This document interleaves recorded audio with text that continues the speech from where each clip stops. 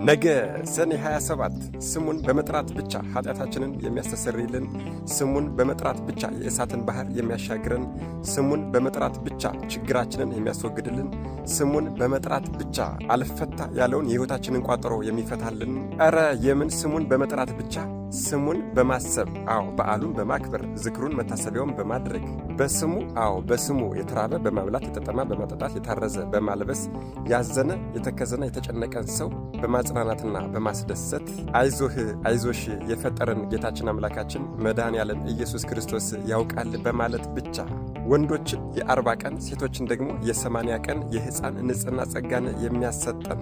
አደራ ይሄ ቪዲዮ እጅግ በጣም ጠቃሚ ቪዲዮ ነው። በደንብ አድርጋችሁ ኮፒ ሊንክ በማድረግ ለሁሉም ሰው እንዲዳረስ አድርጉት። ሰሞኑን 2-3 ቀን ቪዲዮ አልሰራሁም እንደምታውቁት አካውንቴ ቀዝቅዟልና በደንብ አድርጋችሁ ኮፒ ሊንክ በማድረግ ለሁሉም ሰው እንዲዳረስ አድርጉት።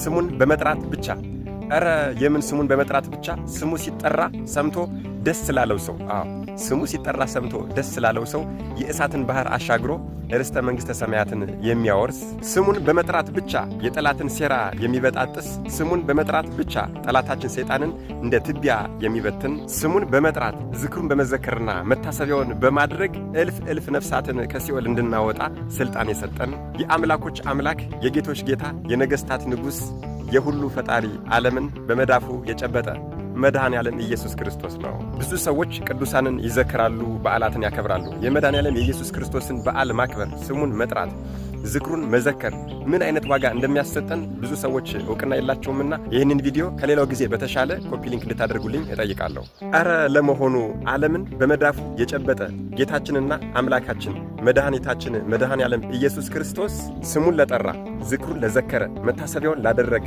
በእርሱ ለታመነ ምን አይነት ቃል ኪዳን እንደሰጠን ስንቶቻችሁ ታውቃላችሁ?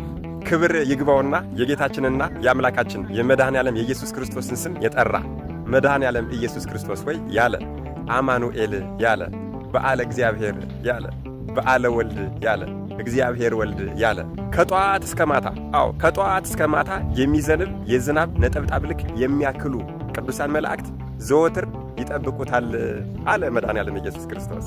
ክብር ይግባውና ለመድኃኔ ዓለም ለኢየሱስ ክርስቶስ መታሰቢያ ዝክር ከሚዘጋጅበት እንጀራና ወጥ ጠላም ሌላም ነገር ከሚዘጋጅበት ከሚነደው እንሳት የሚወጣውን ጢስ 7ቱ ሊቃነ መላእክት ክንፋቸውን እያንቦጎቦጉ ይመጡና ይህንን ከሚነደው እሳት የሚወጣውን ጢስ በአራቱ ማዕዘነ ዓለም መጥተው ይረጩታል። በዚያ ሰዓት ያ ጢስ የነካው ሰው ይድናል። ኃጢአተኛ ክርስቲያንስ ይቅርና ያልተጠመቀ አረማዊ ኢስላምም እንኳን ያ ጢስ ቢነካውና ያንኑ ቀን ቢሞት መድኃኔ ዓለም ኢየሱስ ክርስቶስ ለዓለም ድህነት ተሰቅሏልና ያድነዋል። በተቻለው መጠን ለተቸገረ የሰጠ ያበላ ያጠጣ ያለ ወቀሳና ያለ ከሰሳ የእሳትን ባህር ይሻገራል። በምድር በሥጋ ሕይወት እያለም ችግር መከራ አያገኘውም። ሰውና አጋንንትም ቢሆን በጠብ አይችሉትም። ምክንያቱም የመድኃኔ ዓለም የኢየሱስ ክርስቶስ የአምላኩን ስም ይጠራልና ከጧት እስከ ማታ የሚዘንቡ የዝናብ ነጠብጣብን የሚያክሉ ቅዱሳን መላእክት ይጠብቁታልና አይሸነፍም። ቢሞትም ስቃይን መከራን አያያትም። ምክንያቱም የሚሰጠው ብርሃን ከፀሐይ 7 እጅ ይበልጣልና። ክብር ይግባውና የመድኃኔ ዓለም የኢየሱስ ክርስቶስን ስም የጠራ ዝክሩን የዘከረ መታሰቢያውን ያደረገ በእርሱ የታመነ ወዳጆቹ ከመላእክት ቅዱስ ሚካኤልና ቅዱስ ገብርኤል፣ ከጻድቃን አቡነ ገብረ መንፈስ ቅዱስና አቡነ ተክለ ሃይማኖት፣ ከሰማዕታት ደግሞ ቀዳሜ ሰማዕት ሊቀ ዲያቆናት ቅዱስ እስጢፋኖስና መጥምቀ መለኮት ቅዱስ ዮሐንስ ናቸው።